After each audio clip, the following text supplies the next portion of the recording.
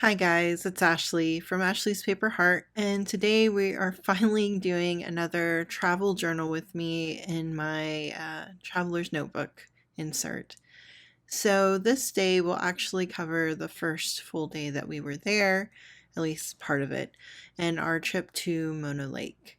So after spending the morning with the kids and having breakfast, my husband and I, went out by ourselves while our nanny was with our kids to Mono Lake. Now, Mono Lake is probably one of my favorite things to see in the Sierra Nevadas. It's a really unique thing and it has a lot of impacts on the local environment, even the environment statewide for California. So Mono Lake is a saline soda lake, and it is in a town called Lee Vining, which is a pretty small town that is a little outside of Mammoth Lakes where we were staying. So the really interesting about Mono Lake is that it is so important to the ecosystem. It has a lot of brine shrimp in it, which basically causes it to be a wonderful habitat for migratory birds, and specifically the California seagulls. I think something like 60 or 70% of the California gulls are actually born here at Mona Lake. They have their nesting season, and it is perfect there because one, the brine shrimp is something that they can eat and feed their babies. And then two, there are two volcanic islands in the middle of the lake that are predator free. So these birds can go there and have their babies without worrying about a predator coming and getting them. It is also a place where other migratory birds come. I believe it's something like 2 million birds a year go through there and kind of like stop and rest and stay a little while and even nest. So for that alone makes the place really special and important. So if you're wondering what the rock formations are there that kind of look almost alien-like, at least in my opinion, those are actually called tufas. And those are formed by the different compounds that are in the water. It's very like alkaline heavy. And then that mixed with the fresh water that comes from the underground springs and the mountains causes that rock formation to form under the water. So you might be asking, if it's formed under the water, then why is the shoreline covered with them and why are they out of the water? Well, that is a long and kind of heartbreaking story about this lake. So, as the city of Los Angeles grew in the 1940s, they needed a water source because Los Angeles is basically in a desert. There is not many lakes or honestly many freshwater sources at all in the area. So they found a way to divert the water, the fresh water that would be feeding into Mona Lake, and they used an aqueduct system to bring it all the way down to LA. And after 40 years of doing this, it caused the lake levels to drop significantly, which was affecting the brine shrimp that lived there, and in turn, it affected the birds that were coming there to rest and eat. So eventually, they formed a committee to make a plan to stop diverting so much water from the lake to Los Angeles and to try to bring the levels up by at least 20 feet. Now, I don't know how close they are to that goal. I think originally they thought it was going to be 2021 where they could do that. But I honestly, from being there, I don't think that they've reached their milestone that they've wanted to reach. So the city of Los Angeles still does take water from the different fresh water that feeds into the lake, but not quite as much as they were before. So that is the reason why the tufas are now exposed outside of the water, because that's how far the lake levels have dropped. And some, I think they think that it's been like 40 feet in total that the lake has dropped, which is super significant when you see how large that is for such a large body of water to drop that much.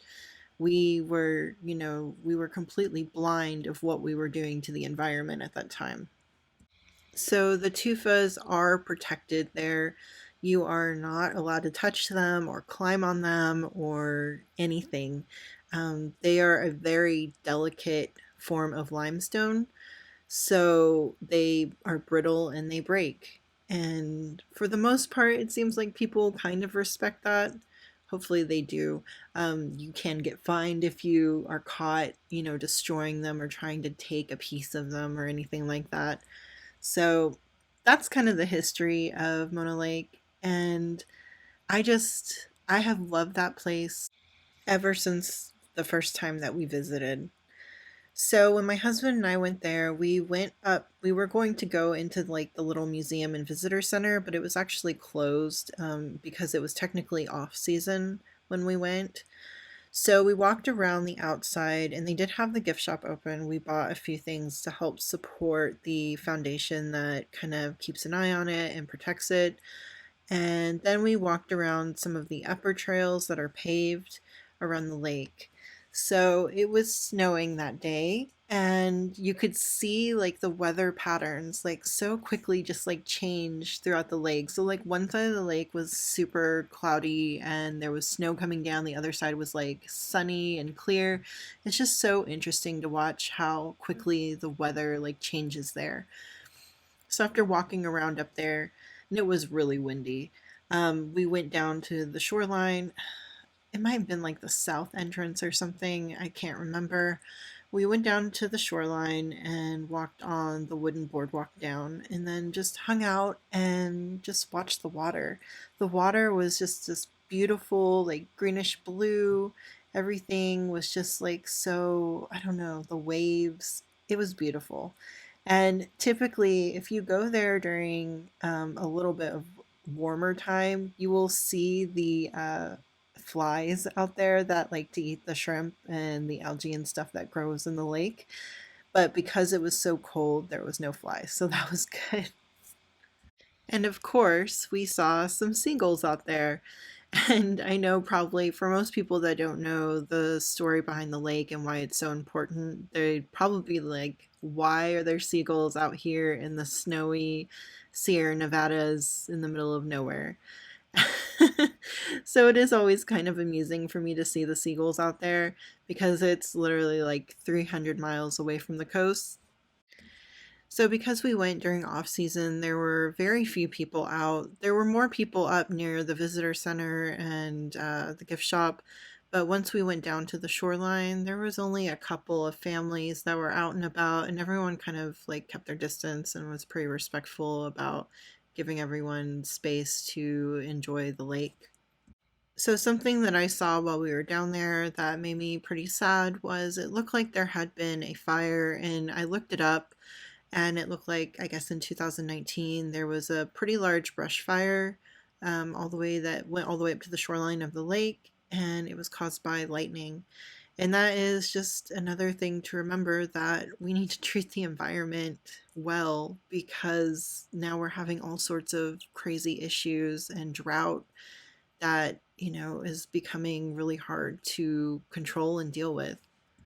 And that is just something that I'm reminded of every time I visit a place that I find a lot of natural beauty, is that I want to protect it. I want to make sure that my kids are able to experience it and their kids are able to experience it. So it's just a good reminder. And I would encourage you guys to get outside, enjoy nature, and remember that every action that we do affects something else, whether it be nature or other people. So now that I've kind of got off the heavier topic, I just want to say thank you guys so much for hanging out with me. And I hope that you enjoyed hearing about Mono Lake and about the history behind it. And I hope that you guys get inspired to go out and explore nature too. So if you like this video, give me a thumbs up and don't forget to comment and subscribe. If you want to see my other social medias, they'll be linked down in the description. And I hope you guys have a wonderful day. I'll see you next time. Bye.